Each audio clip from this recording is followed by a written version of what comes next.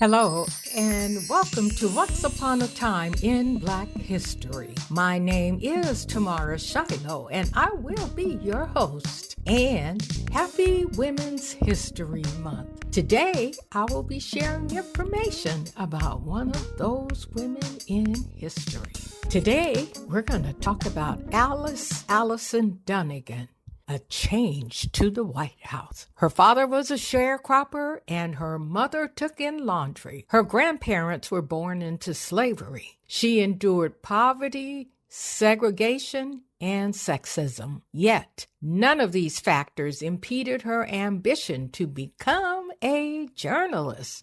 Alice would become the first Black woman accredited to cover the White House. But not all Americans were ready to accept her in this position. Their actions would soon make that clear. Alice covered congressional hearings during a time when racism in America was rampant and the N-word was commonly used on the floor. She was barred from reporting on a speech given by then-President Dwight Eisenhower. On the death of Senator Robert Taft, she wrote her report while sitting in the servants section. Dubbed a straight shooter, politicians went out of their way to avoid her tough questions, which often involved race. During formal functions that were held at the White House, she was often mistaken for the wife of a visiting dignitary. A Black woman attending such events and alone was unimaginable. Sometimes it still is. Born in Logan County, Kentucky, she had a natural talent for writing. She entered school at the age of 4, and she was reading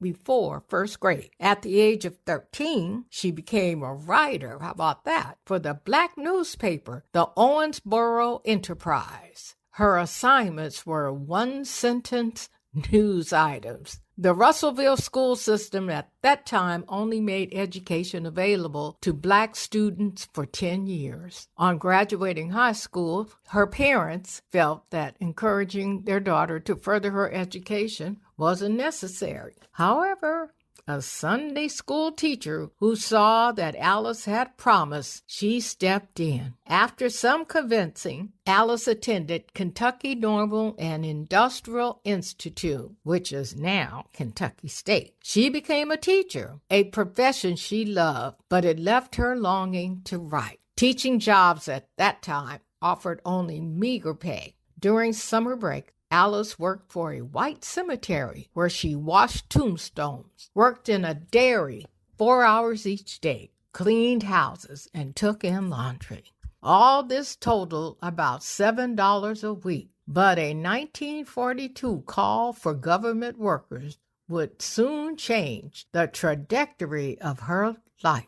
She relocated to Washington, D.C., where she worked for the federal government. After a year of night classes at Howard University, she accepted the position of Washington correspondent for the Black-owned weekly newspaper, the Chicago Defender. The editor first offered her less money than her male peers, of course, reasoning that she had to prove herself and her worth to the paper. The government at first denied her requests on the grounds that she was writing for a weekly newspaper. Reporters covering the U.S. Capitol were required to write for dailies. She was granted clearance 6 months later, making her the first African-American woman to gain accreditation. In 1947, Alice was named bureau chief of the Associate Negro Press in Washington, D.C. For 14 years, she filed stories printed in 112 African-American newspapers across the country, a door-opening experience for many